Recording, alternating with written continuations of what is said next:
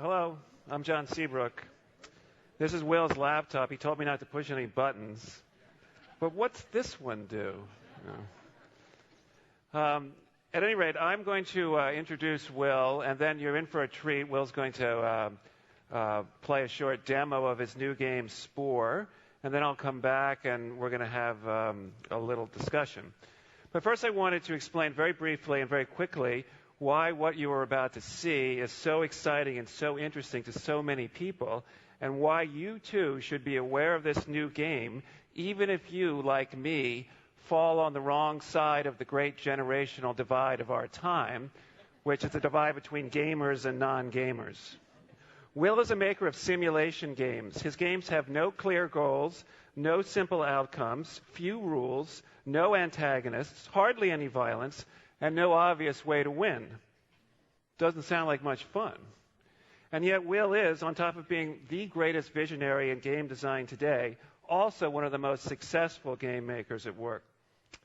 Will's games seek to reproduce real-life dynamic processes. In SimCity, Will's first blockbuster, which first appeared in 1989, the player is in charge of managing hundreds of variables in a fictional city. He or she, for unlike most game designers, Will's games appeal to women equally as well as men, must manage the city's finances, choose wisely to invest in roads, hospitals, schools in such a way that allows the city to grow. The game has not only been immensely successful commercially, it has probably influenced more young people to become urban designers than any other single work.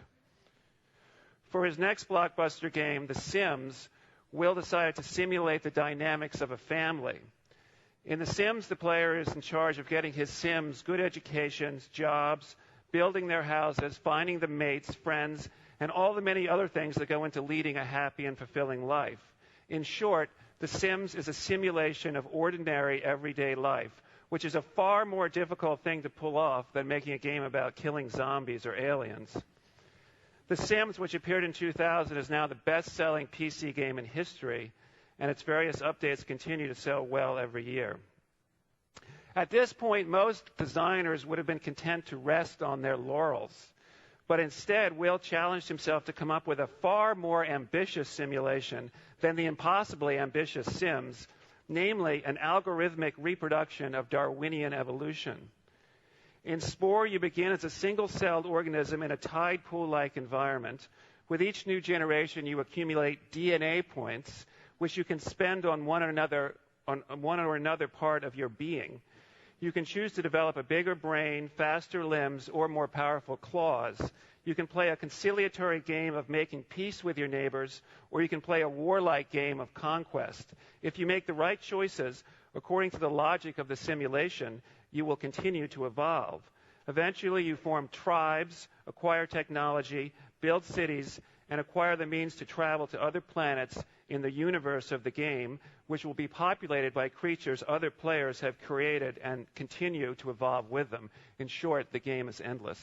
Spore is Sim Everything, which is in fact was an early title of the game. Breathtaking both in the simplicity of the concept and in the complexity of the execution, Spore is a simulation of the rules of life itself, and it is easy to imagine the community of Spore developing into an entire parallel universe, a new world.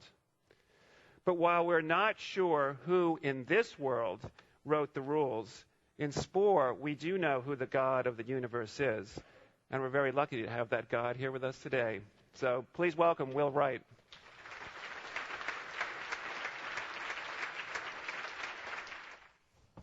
Hello, everyone. As John kind of alluded to, games in some sense are like the black sheep of kind of the mass media landscape out there. And I think there are a couple of reasons for that. Number one is generational. There's definitely this kind of generational divide between people who grew up with games and continue to play them and the people that don't. And I think like with the New Yorker, there's probably not a huge overlap with the readership of the New Yorker and the people that play games right now, although it is significant, I think. But I think in about 5 years, it is going to be a significant overlap. I mean, a huge overlap. Surprisingly, our average player right now is 25 years old and about half female, which is a big change from about 5 or 10 years ago. But I think that's something that's going to change with time, basically. The other issue is it's kind of a chicken and egg thing. Games really aren't very relevant to our everyday lives or about reality.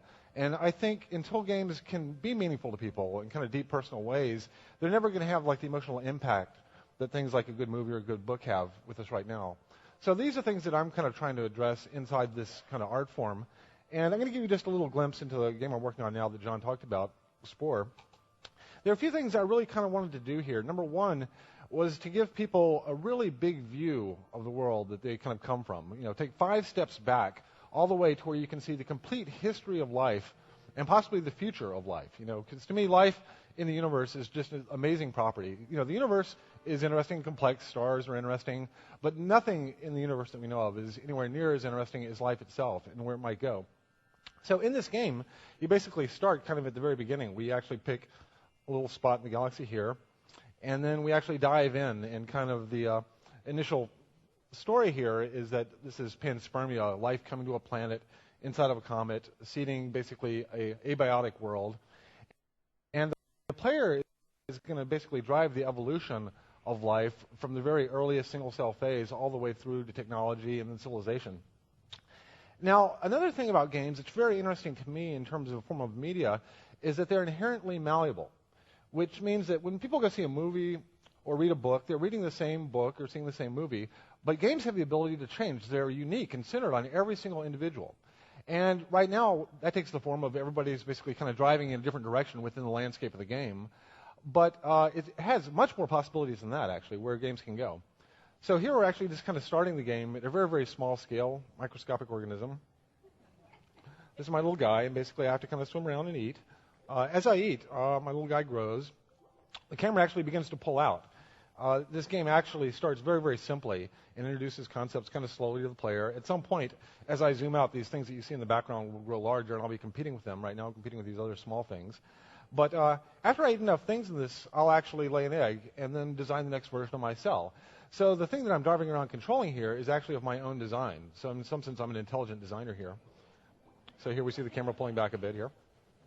Now I'm going to skip ahead quite a bit here and show you what it looks like when I kind of enter the next phase of the game. And at some point, we become a large macroscopic creature, and we're designing that as well. Now, when I said that games are inherently malleable, one of the really interesting parts to me is that players can be creative in games. You don't really think of creativity so much when you're consuming other forms of media, but basically, we've built editors for everything in the game that you encounter. So here, we basically have kind of a metaphor of like this little clay-like thing that I can kind of inflate, deflate, and basically kind of sculpt any creature I want to. This is the creature editor. So every level of the game, in some sense, you're editing some part of what you're going to be actually playing with in the game. So here, I'll put a mouth on it. And there's a little currency that goes along with this. These parts have like little morph handles. So what we wanted the players to do is actually create all the assets that they come across in the game. Typically what happens is a computer graphics person, and it starts coming to life as I start building it. And pretty much anything I can envision, I can kind of build in this game here. Typically, you know, what would happen is a professional would spend many weeks kind of designing something like this, doing the mesh and, you know, high-end computer program. But we've basically taken what are normally high-end development tools and made them very, very accessible and very easy to use, to where like a 6-year-old can kind of use these things. And so you see as I start putting parts on this thing, it kind of slowly starts coming to life. And this will be the character that I play with. So here I have a full mesh, about 20 mouse clicks. This is something that typically would have taken a computer artist maybe a week to build. Now the computer at this point actually has some understanding of the topology of this thing. It knows where the back is, the side, the limbs. I can pick out texture scripts. And these are actually computer programs that analyze the thing and paint it instantly with a click of a button. And we can see it coming to life as well. And then once I basically have something that I like, I can go into test mode and then see how it would move. At this point, the computer is actually analyzing the thing I've created and then calculating kind of physics, how the thing would move, how it would behave. I can kind of run different animations, see it show different emotional states. So here it's kind of mad. This is happy. Laughing. Or dance. But now, what's kind of interesting about this is that we found that when somebody's able to create their own thing in the computer, the emotional attachment with it is tremendous.